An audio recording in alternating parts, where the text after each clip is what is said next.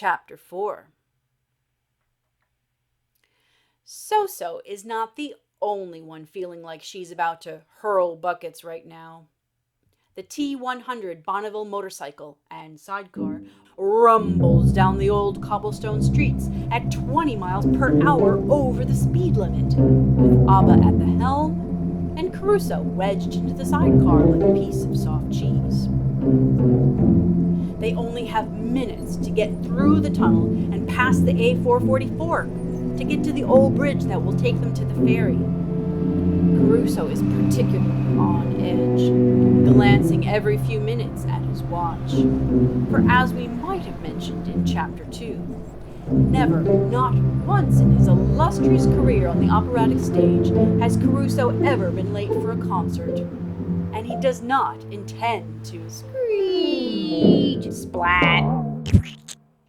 And they come to a stop. Barricading the road is a massive chain-link fence and a monstrous neon orange sign. Rue Barré, street closed, but that's the road that takes us to the bridge that takes us to the ferry. What are we going to do now? We'll have to turn around and find another way. Abba tries to walk the motorcycle around, but with all the weight from Caruso's suitcase stuffed to the gills, this task proves harder than usual. It doesn't take long before they realize that they've become absolutely and positively stuck. Caruso takes action. First, he looks both ways to check that none of his old adoring audience or policemen are watching. Then, leaping out of the sidecar, Caruso kicks down the Rue Barré sign with all the aplomb of a martial arts grandmaster chopping a small stack of cinnamon toast in half before breakfast. Caruso then signals over to Abba to get a move on. Good going, Caruso.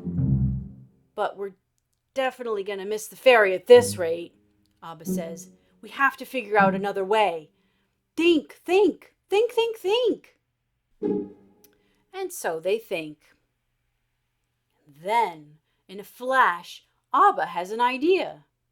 She flings open the side pannier, causing an avalanche of detritus to cascade onto the ground.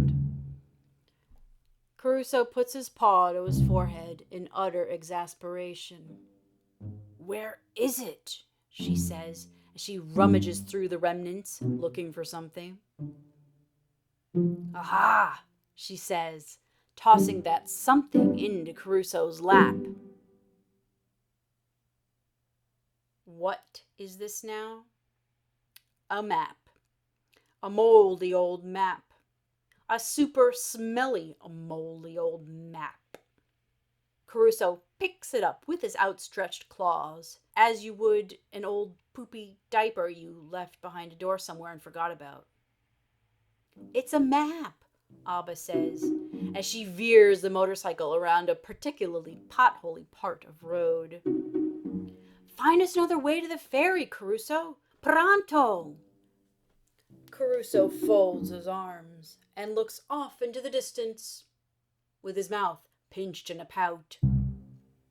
This former star of the operatic stage does not appreciate being barked at, ordered around, or smelly, moldy old maps hurled in his general direction. Abba looks over and sighs. Okay. I'm sorry, Caruso, she says, with not a small tinge of regret. Would you please look at the map and find us another way from here to the ferry? Caruso pretends he doesn't hear. Pretty please? With sardine-flavored after-school treats on top? Caruso cannot resist the temptation of his favorite sardine-flavored after-school treat.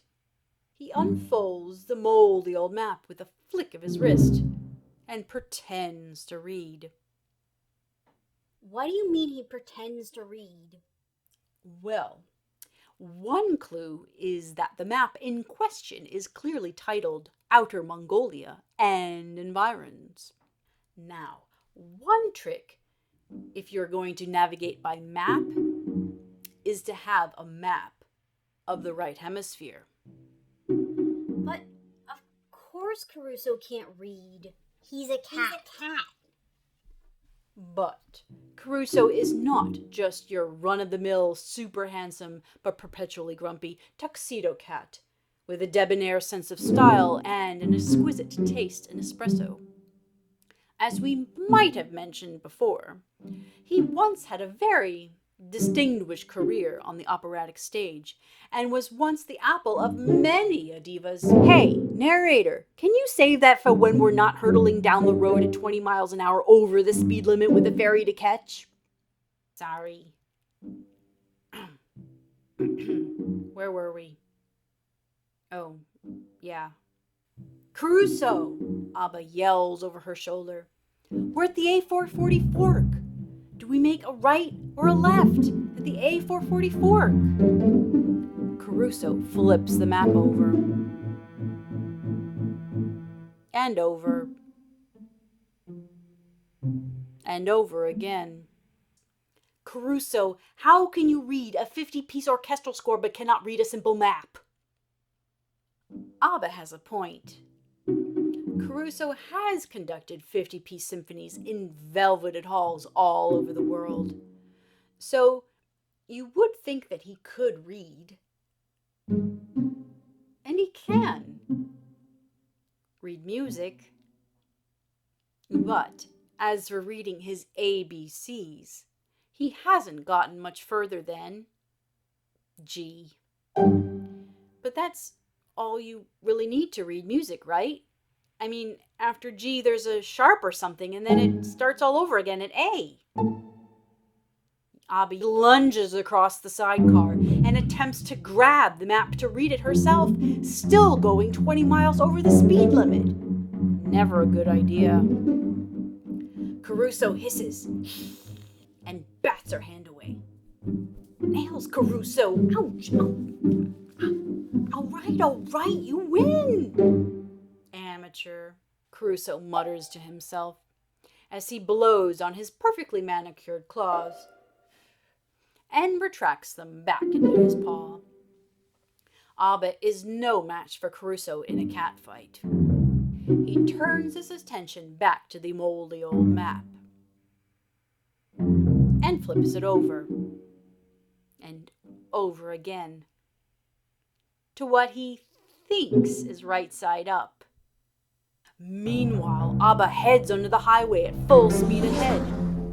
Come on, Caruso! She calls out over the noise of wind rushing past her ears. Do we go right? Caruso shakes his head. Left then? He shakes his head again. The other left? Caruso nods up and down.